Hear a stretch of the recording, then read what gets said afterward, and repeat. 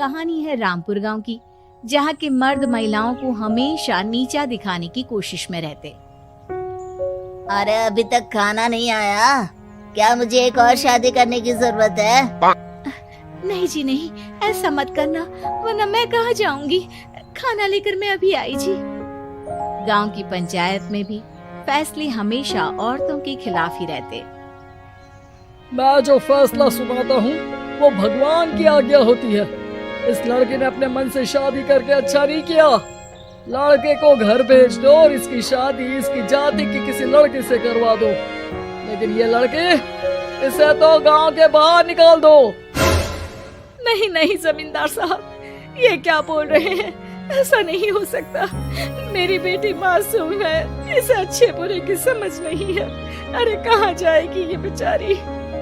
कहाँ जाएगी? इतनी चिंता है तो पूरे परिवार का गांव निकाला कर देते हैं। बेचारे पूरे बसे बसाए परिवार को गांव छोड़ना पड़ता है। चाहे जो हो, अगर बेटियों को कंट्रोल नहीं कर सकते तो गांव में रहने का कोई मतलब नहीं है। यहाँ औरतों को दब कर रहना होगा। कोई भी अपने हिसाब से कुछ नहीं कर सकता, सब ईश्वर की मर्जी से ही होगा। तभी गांव का एक आदमी दौड़ा दौड़ा आता है। सरपंच साहब, जमींदार साहब, वो कालिया है ना, उसकी बेटी पढ़ने के लिए शहर जा रही है। अच्छा, ये कब हो गया? और कालिया की हिम्मत कैसे हो गई ऐसा करने की? लेकर आओ उसे और उसकी बेटी को। बस फिर क्या था, हाजिर हो जाते हैं कालिया और उसकी बेटी सरपंच के सामने। अरे कालिया, ये क्या सुनने में आ रहा है? बेटी को इंजीनियर बना रहा है तू? और ये बता, गांव में तो स्कूल नहीं है, फिर कहां से इतनी क्लास पास कर गई तेरी बेटी? राधा, जो कि कालिया की बेटी है, उसे लगता है कि सरपंच उसकी तारीफ कर रहे हैं। सरपंच जी, मैंने ऑनलाइन पढ़ाई की है, डिस्टेंस लर्निंग से।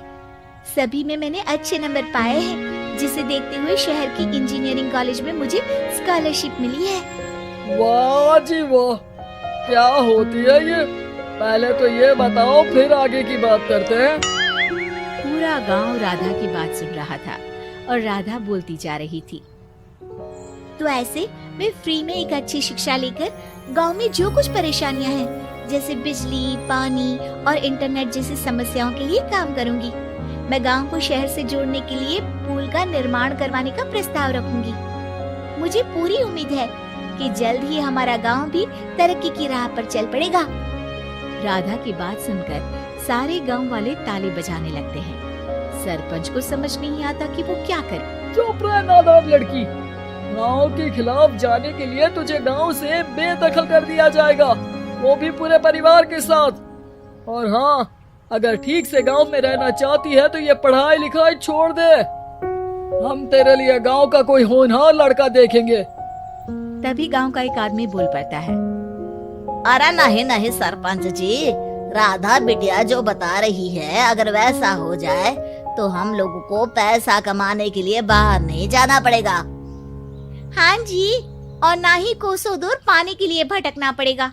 हमारे बच्चे भी अच्छी पढ़ाई कर सकेंगे और आगे बढ़ेंगे, ना कि हमारी तरह खेती करते बैठेंगे। क्यों गांव वालों, राधा बिटिया का साथ देना चाहिए ना। सरपंच देखता है कि गांव राधा के साथ है तो वो चुप हो जाता है। वो घर आकर अपने सलाहकार से बात करता है, जो बहुत ही चालाक किस्म का इंसान होता है। अरे सरपंच साहब, आपको बहुत ही होशियारी से काम लेना पड़ेगा। एक बार गांव तरक्की कर गया, यहाँ के बालक पढ़ लिए तो कोई ना पूछेगा आपको। और फिर ये जो बेटा और बेटी है ना आपके, इनको भी आम लोगों की तरह ही जीवन जीना होगा। हाँ, लेकिन करे तो क्या करे? वो ना आप मुझ पर छोड़ दीजिए, बस मैं जैसा बोलूं करते जाइए। अगले रोज सुबह जब गांव वाले सोकर उठते हैं तो राधा के घर के बाहर और साथ ही वो लोग जिन्होंने राधा का सपोर्ट किया था, उनके घर के आगे लाल रंग से कल आऊंगी लिखा होता है। कल आऊंगी, यह क्या होता है? अरे यह तो खून से लिखा है, लगता है कोई भूत प्रेत या चुड़ैल का साया है। चलो सरपंच जी के पास चलते हैं। सभी सरपंच के पास जाकर उसे सारी बात बताते हैं। अरे ये तो बड़ी मुश्किल की बात है। चलो मैं एक बाबा को जानता हूँ, उन्हें बुला लेता हूँ। सरपंच बाबा को लेकर गांव के घर के बाहर जाता है।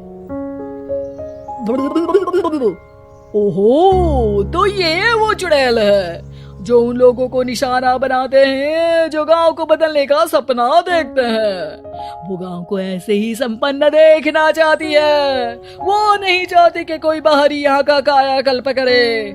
क्या तुम लोगों में से किसी ने गांव को बदलने की सोच रखी है? तभी राधा की माँ रोते रोते आती है।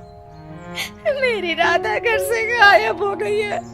अरे कोई तो बचाओ, मेरी बच्ची कहाँ गई?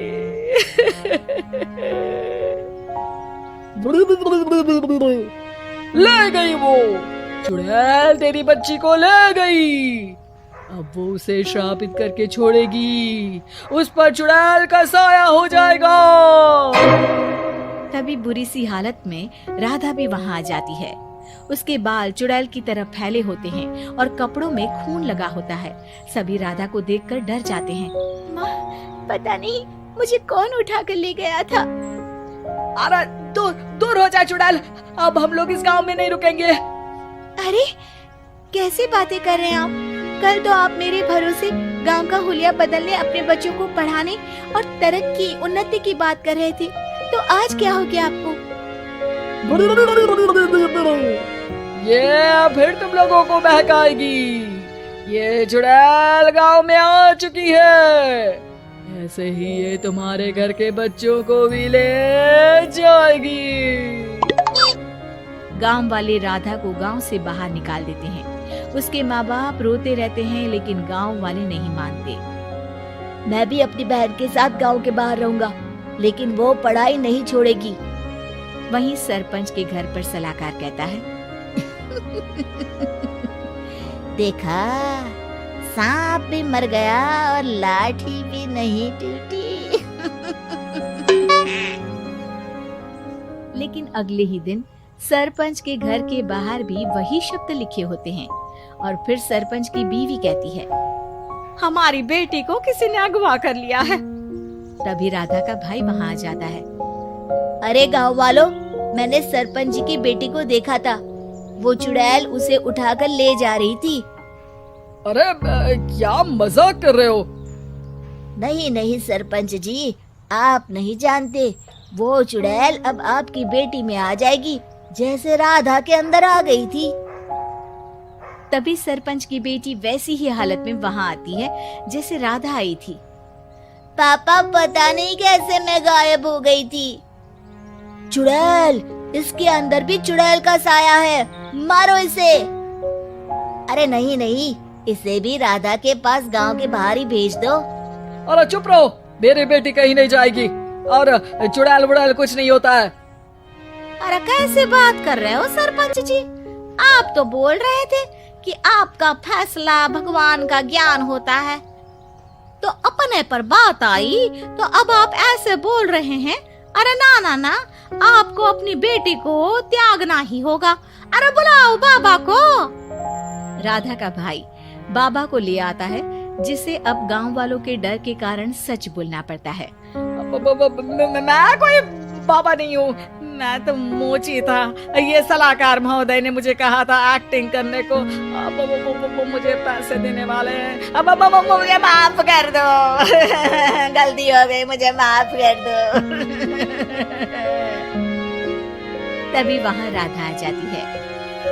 देखा सरपंच जी, जब गांव के बच्चे साक्षर होंगे तो आप जैसे लोगों की चालाकी नहीं चलेगी।